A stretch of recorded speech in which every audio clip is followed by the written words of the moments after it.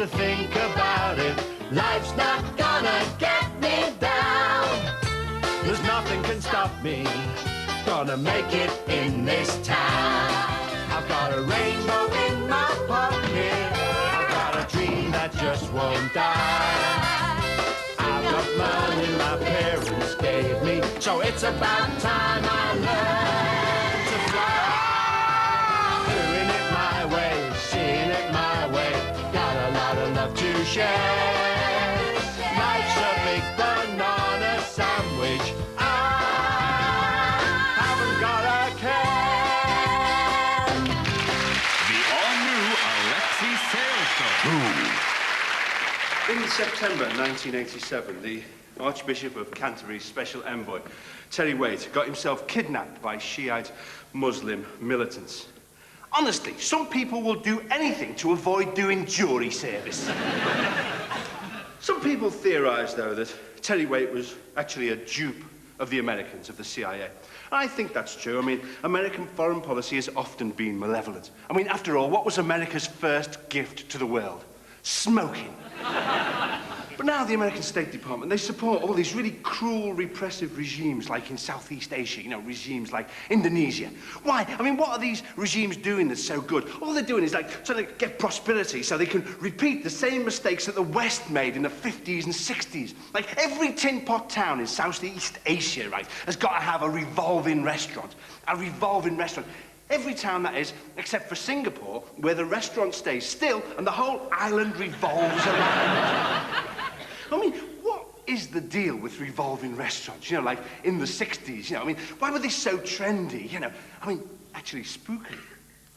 Liverpool had a revolving restaurant, right? And it ground to a halt on the very day that John Lennon was shot.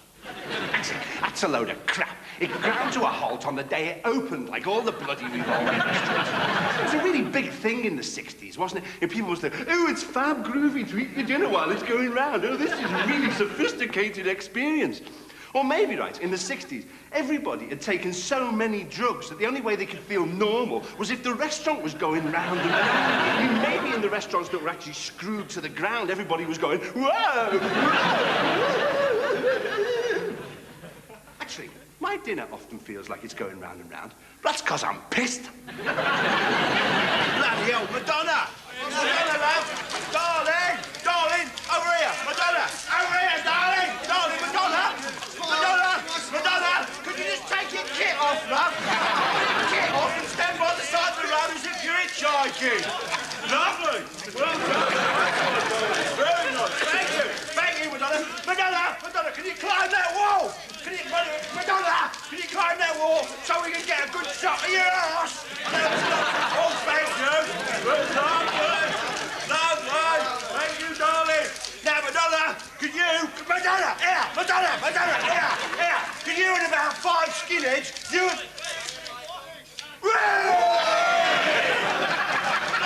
She's in a good mood today, isn't she, eh? Oh, now, Madonna, Madonna, darling, darling, could you get one of your bodyguards to come over here and give me a bloody good punch in the face? All right, bloody good punch in the face, OK? Oh, lovely. One more.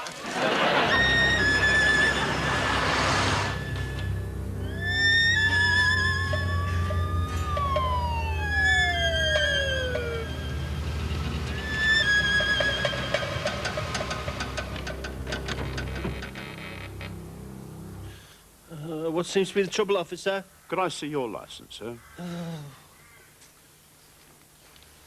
And the name is? Goddo. Mr. Goddo. No, just Goddo. One word, you know, like Maradona. So why were you speeding, sir? Well, there's some people waiting for me. They've been waiting rather a long time. I said I'd meet them yesterday. Where are these people, sir? They're on a road that leads to nowhere, but which crosses a blasted barren landscape. What, like the M25? Yeah, sort of, yeah. I'm just a bit worried, though, you know, because if I don't get to see them soon, I think they'll probably ricochet between elation and despair and cause the barriers of drama to be really fine. Well, I can't. Excuse me a moment, sir. Bob, get on the radio. OK. Hi.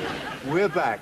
And this next one's for the Croydon posse at Avon Plastics. I'm afraid we can't let you continue in this car. You've no brake lights, and your tyre tread depths do not conform to EC safety standards, I'm afraid. Well, what am I to do? You have to leave the car here, sir. Now, I'm going to give you a ticket. I'm going to give you a ticket for an inspector calls at the Library Theatre staff.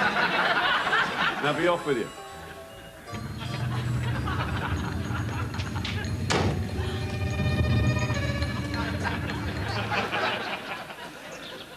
I went house hunting the other day with my girlfriend. We shot 2 semis and an end of terrace. Yeah, people often accuse comedy shows, such as this one, of using canned laughter, a pre-recorded laugh track that we just dub on every time we think the audience at home can be fooled into thinking they've just heard a really good joke. Well, I can assure you that an organisation such as the BBC would never consider that kind of action. So, I'm standing in the middle of a field, and yet you just heard laughter. How do we do it? Well, it's a simple little trick of the trade, and this is how it's done.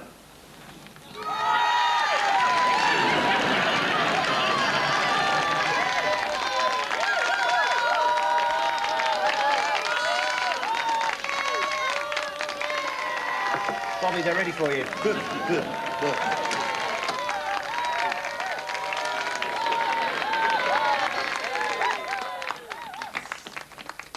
All right. How you diddling? Bloody sod you then. Bobby Shelley, it's here, soft warm man here to keep you smiling and laughing, even though we're sitting in the middle of this field, you know, while they're changing the film or something. As you can see, I'm still living in my jag because I'm separated from my wife. It's got its advantages and its disadvantages, you know. The advantages are like, it's not far for me to come to work. Not that far. Disadvantages are that I live a life of utter privation, only comparable with that of a 14th century Cistercian monk. Only what you remember from school, isn't it? Anyway, I've just got out of the hospital, you know. Yeah. I was in there because I was badly beaten up.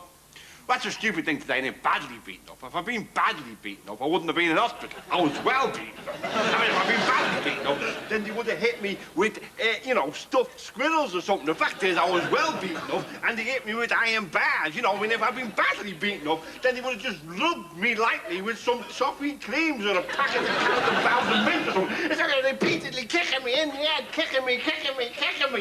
While I screamed, it's all right, I'll put the woman's lingerie back on the line, but they wouldn't listen. You know. I'd say it's a roving life, living in your jag, you know. It reminds me of that Paul Young song, actually, you know, because I'm always moving about my jag. It reminds me of that marvellous Paul Young song. Wherever I lay my hat, that's where my hat is.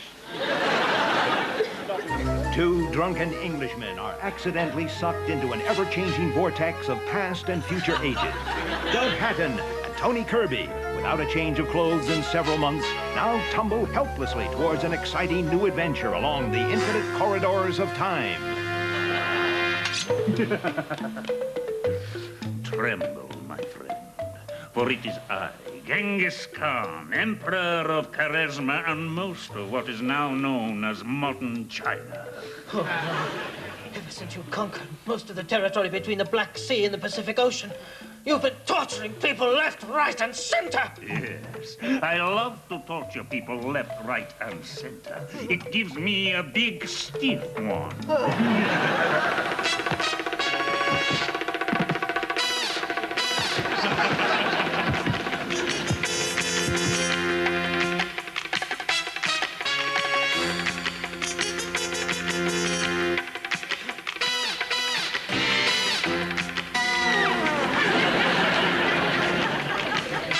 Drunk in Time. This week, Kababarama Drama.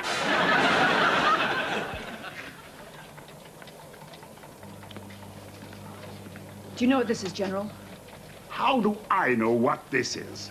I'm a soldier, not some dumb two-bit in-out, shake it all about 3 times around the block, back to my mother's place, dollar and dime, freeway express old convict, seeing his girlfriend twice at weekends, through the metal grill with the poles on either side, chewing tobacco, southern redneck. You ain't from around these parts, are you? Cup expert? It's a simple cup of coffee. I'm going to send it back through the tunnel. It might sober up our boys.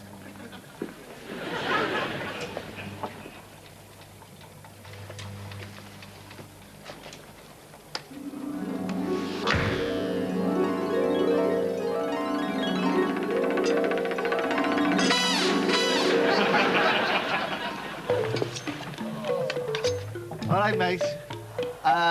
Can I have a doner, small chips, and have you got any of them sausages and batty? Open or closed?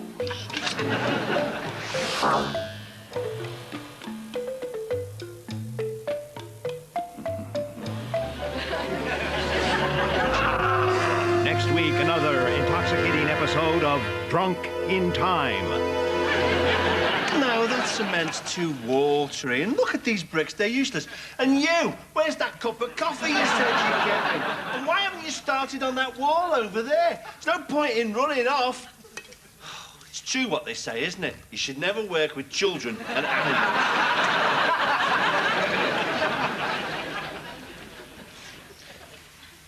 This is nice, isn't it? You know, when somebody has their name on a bench, it actually means that they're buried underneath it. That's sort of ecological, isn't it, really? And recently, I've actually become a green consumer, which means I only drink washing up liquid. I do like a drink, though. I'm not the kind of celebrity who only travels in limousines. No, I travel on buses and I visit pubs. In fact, I'm so dedicated, I sometimes visit 16 or 17 pubs in a night. I hate it, though, in a pub when, you know, like, violence breaks out. I hate it when a normal, nice evening in the pub, drinking 27 or 28 Malibu and Cokes and spewing lasagna on people's shoes, suddenly turns nasty. Well, friends of mine have actually stopped drinking, have become very puritanical about it. I can't see the attraction in stopping drinking now. I mean, what kind of stories will you have to tell, you know? Oh, we went out last night and got really sober. Oh, you're not my best friend. I'm not going to sing a song now.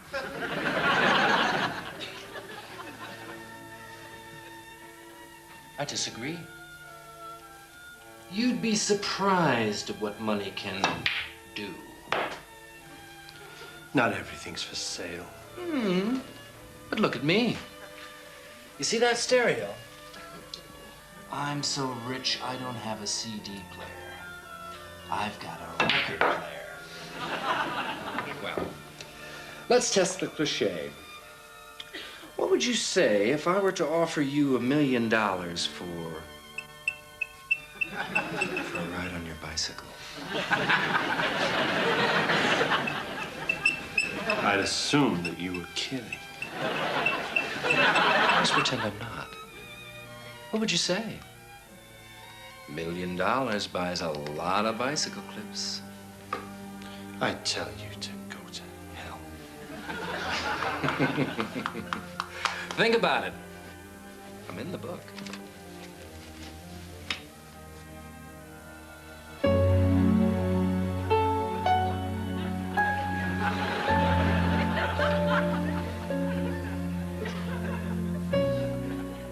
$1 million?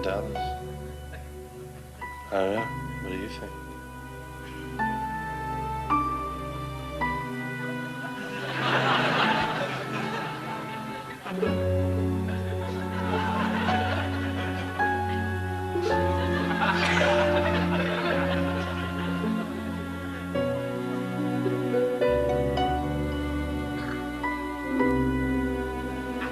This is great.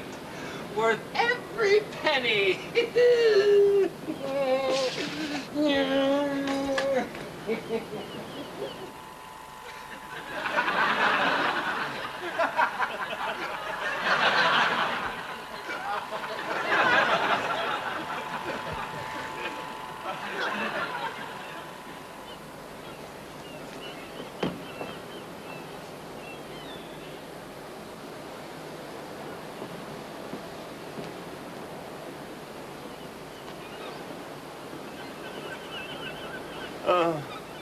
Still warm.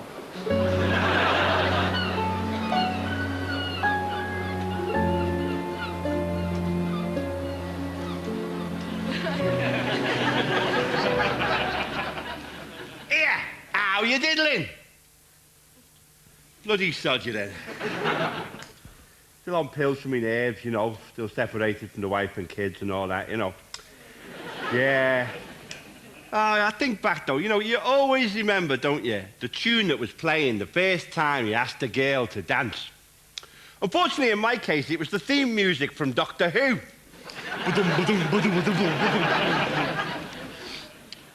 Still, negotiations have broken down between me and my wife, you know. I suppose it's partly because I'm a bit of a one for the ladies, you know.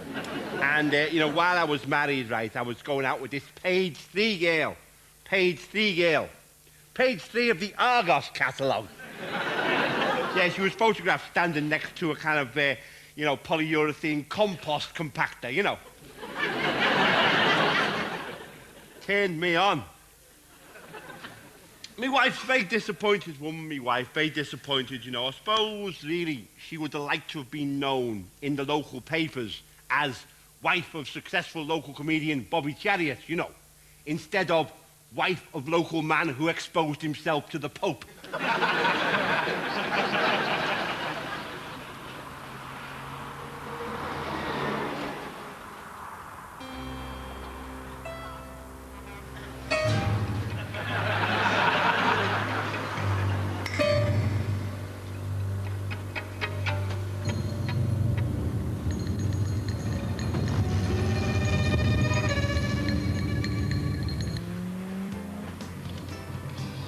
You a student then?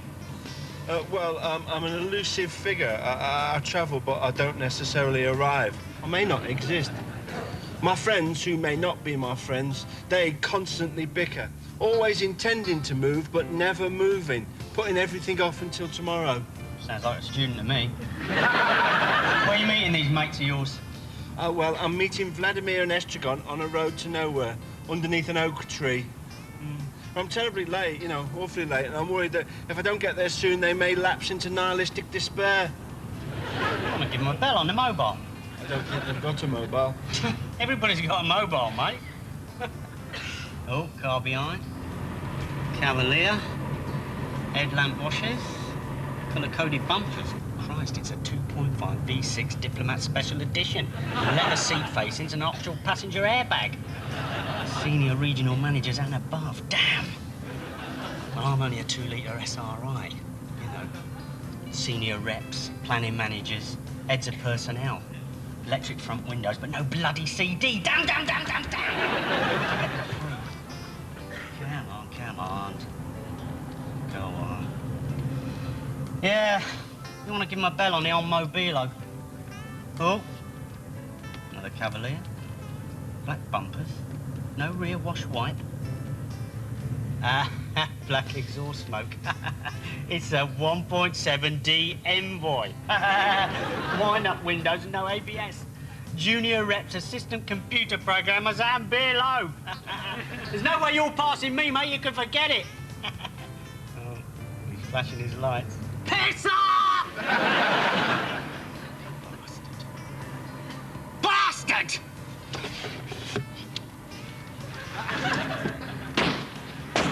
Take that! Your 1.7-litre diesel, no fuel injection!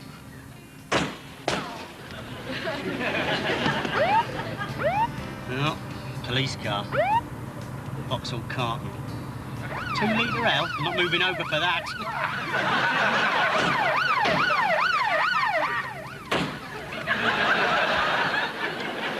What use is your education to you? I mean, I can remember at school, like in physics, we used to have to learn all these laws. We had to learn all these laws, like the first law of mechanics. Don't you know if you remember the first law of mechanics? But it goes, nah, mate, nah, can't fix it, nah, mate. So you have to send to Nairobi for the parts, mate. No, I can't fix it in that colour, mate. It sends me insane. Nah. But despite my lack of education, I've decided to get much more serious about my career because disaster can strike at any moment. For example, recently a friend of mine, they took £500,000 off him because he was a name at Lloyd's. It's a good job they didn't have his address as well. One of the first things you've got to do when you become successful in show business, though, is you've got to give Your first wife, the wife who supported you through the early years, you've got to give her the elbow. And you've got to get in a second wife, what they call a trophy wife. They're called that because they've got handles on the side, and you can carry them round Wembley, you know. If you ever have to go to court, say in connection with the rarely used laws concerning impersonating a Chelsea pensioner in an obscene fashion, something that's not happened to me as often as the papers say, then when you go to court, your lawyer tells you to get your hair cut and to buy a smart suit and wear a nice tie.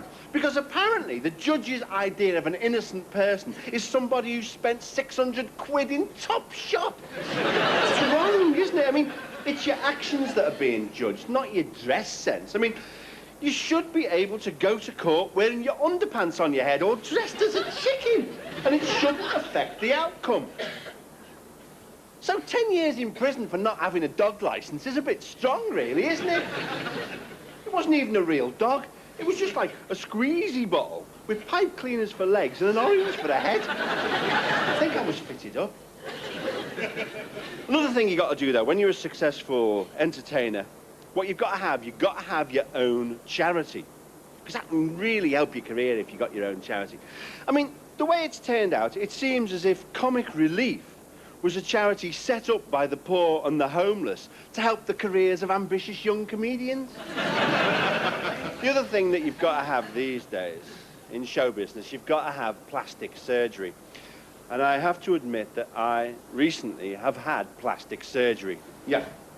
Recently, I had a penis reduction operation. You know, it's just getting embarrassing, you know. I mean, I was just knocking stuff over. I mean, I couldn't go to the kind of Ming vase collection at the British Museum, you know. It's like... You know, if I went to the opera, I was just poking the opera singer's eyes out.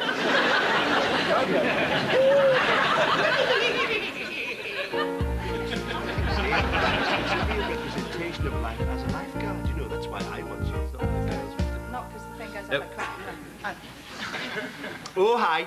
Welcome to Menstrual Cycles, Britain's first all-women bicycle shop and drop-in coffee bar. All right, I'm Nancy, this is Spite, and you're watching Hackney Community Cable TV. And we're talking about the problems of bike maintenance and being a lesbian in the modern world, because, we're lesbians. Except some of us haven't told our mums yet. Yeah, well, no, listen, I am getting round to it, right? I said to my mum the other day, right, Mum, you know that Cindy Crawford? Well, I am exactly like her. But my mum didn't understand because she goes, I don't think Cindy Crawford's got an enormous bottom, darling. Anyway, though, we fearlessly declare ourselves. We say, we're lesbians. Anyway, this week we'd like to talk about lesbian footwear in the 90s, breaking away from brogues. Actually, no, traitor sister woman. I'd like to talk about the huge number of men that were seen leaving your house yesterday evening. What is going on? I was holding open auditions, all right? Eh? Well, listen, like, me and my girlfriend, we're thinking of having a baby, right? So we were auditioning men, because apparently I've got to have sex with them. No, you don't have to have sex with them. You can have the baby via UVF. Oh, UVF? Aren't they a Protestant terrorist group? Yeah, that's right. These loyalist gunmen come round to your house, right? And they do the job with a turkey baster. No, I don't think I fancy that. No, you see, I want a bloke, right, who's kind, considerate, intelligent, loyal, faithful... Nancy. Yeah? You're talking about a bloke, are you? Because I tell you, the only thing I know that has a penis and has those qualities is me Auntie Rita's border collie. Well, all right, maybe I was being a little bit over-ambitious, but, oh, I know, I could find a gay bloke, right? A gay bloke would fit those qualities, wouldn't he? Oh, no, but then the baby might be bald and have a moustache and really, really like erasure. Yeah, it's weird, that, isn't it? You know how a lot of gay guys are bald. Yeah. Is it something they do with their heads, or...? Anyway, we've got to go now. Coming up next on Hackney Community Cable, it's the Cantonese Country and Western Hour. Oh. Respect, Nancy. Respect back at you, Spike. Easter is perhaps the most solemn of Christian festivals. And we celebrate it in this country by going It's Mr. Cadbury's parrot! Mr. Cadbury's parrot isn't a real person, though, you know. Sorry to tell you that, but he's just a cartoon figure thought up by a cynical corporation in order to try and personalise their products, you know. Yeah, there's a lot of them about, you know, like Mr. Kipling or Captain Birdseye. Mind you, some of these people are real. Like, most people know that Colonel Sanders is actually a real Southerner. And also, Ronald McDonald is actually a real person as well. Yeah. In fact, sadly, he used to be quite a handsome man, you know. Yeah, but unfortunately, he was hideously scarred in an accident when he got too close to the electrical mains while taking part in a wet underpants contest. That's why he looks like that. Yeah. Maybe, you know, people that make really dangerous stuff could actually personalise their products as well. Like you go, hey, look, it's our friend, Mr. Asbestos. Or you could have Donald McGenetically engineered duck. But as the mayor of Sellafield always says, 2 heads are better than 1.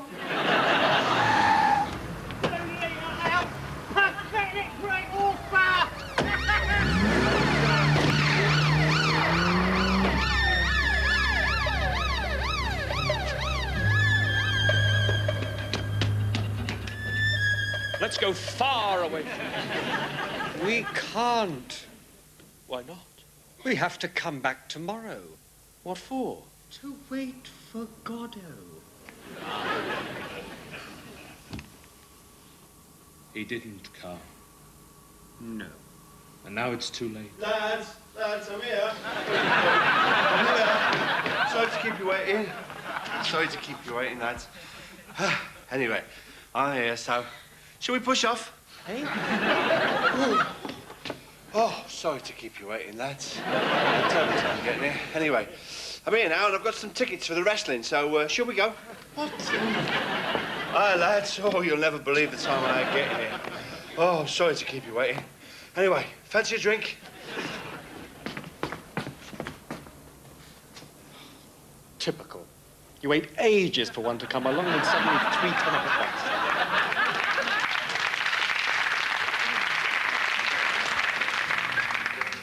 Excuse me, love. Excuse me. Is it true that, you know, you're one of them lesbians? Which lesbians?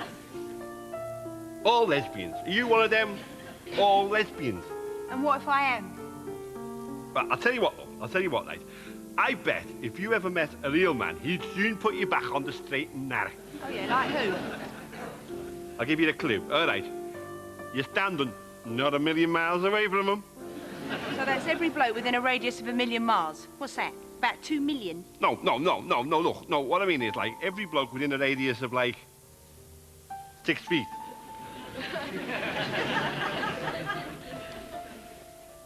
I don't see no one. You? Why do you think lesbians exist? It's 'cause of men like you. I would rather be burnt alive than have you touch me, you prize-winning prat. You've still got it, Bobby, mate.